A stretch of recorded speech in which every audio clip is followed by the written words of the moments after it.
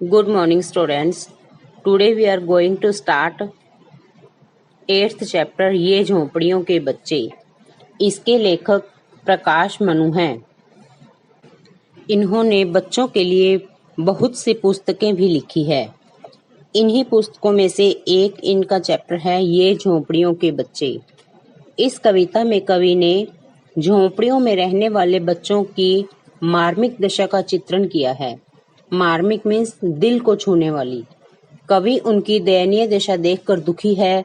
वह स्वयं पढ़कर उनको भी पढ़ाना चाहता है, उन्हें आगे बढ़ाना चाहता है। इस कविता का उद्देश्य शिक्षा के प्रति लोगों को जागरूक करना है और विरोध करना है। गरीब बच्चों की समस्याओं से लोगों को अवगत कराना है और इनके साथ सभी बच्चों को समान अधिकार प्राप्त करने के लिए प्रोत्साहन देना है। मैली झोंपड़ियों के हैं ये बच्चे, मैले मैले बच्चे, उछल कूदते खिलखिल हंसते, ये हैं कितने अच्छे। तो कवि इसमें झोंपड़ियों में रहने वाले बच्चों की करुण दशा का वर्णन कर रहा है। वो कवि कहते हैं कि मैले मैले बच्चे, कि ये बच्चे भी हमारी तरह ही उछलते कूदते हैं, खिलाकर हंसते हैं, और अगर हम इनके वास्तविक स्वरूप पे जाएं तो ये बहुत अच्छे होते हैं। मुझ जैसी इनकी दो आंखें, मुझ जैसे दो हाथ, नहीं पढ़ा करते पर क्यों ये कभी हमारे साथ। तो कवि कहते हैं कि इनकी भी मुझ जैसे ही दो आंखें हैं और मुझ जैसे, मेरे जैसे ही दो हाथ हैं, परंतु ये क्यों कभी नहीं पढ़ सकते। कभी भी ये हमारे साथ पढ़ने क्यों नहीं जाते, नहीं हमारे साथ कभी ये जाते हैं स्कूल, क्यों इनके कपड़ों पर मम्मी इतनी ज्यादा धूल।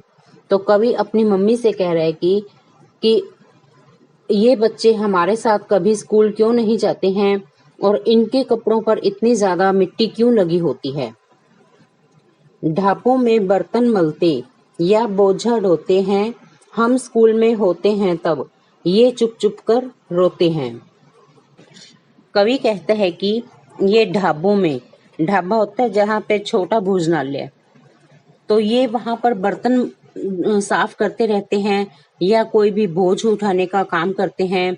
जब हम स्कूल में होते हैं तब ये बच्चे चुप चुप कर रोते हैं, क्योंकि इनका भी मन होता है कि हम भी सभी के जैसे स्कूल जाएं, परंतु इनकी मजबूरियां इतनी होती हैं कि ये स्कूल नहीं जा पाते, क्योंकि इनके पास फीस भरने के लिए पैसा नहीं होता और इसीलिए स्कूल नहीं जा पाते हैं।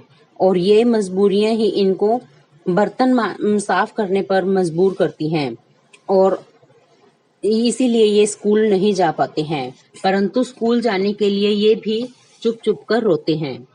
इनके बस्ते और किताबें मम्मी किसने छीने, वरना ये भी खूब चमकते जैसे नए नगीने। तो कवि कह रहा है कि इनकी बैग और इनकी बुक्स मम्मी किसने छीन लिए, वरना ये भी खूब चमकते जैसे नए नगीने। जिस प्रकार हम स्कूल में बैग लेकर और किताबें लेकर जाते हैं, तो ये क्यों नहीं जा सकते हैं। अगर ये भी स्कूल में जाएंगे तो अच्छी शिक्षा प्राप्त करेंगे और सभी बच्चों के जैसे ये भी खूब प्रगति करेंगे। मम्मी सोच लिया है पढ़कर इनको खूब पढ़ाऊंगा, ये पढ़कर आगे बढ़ जाएं, इनको यही सिखाऊंगा।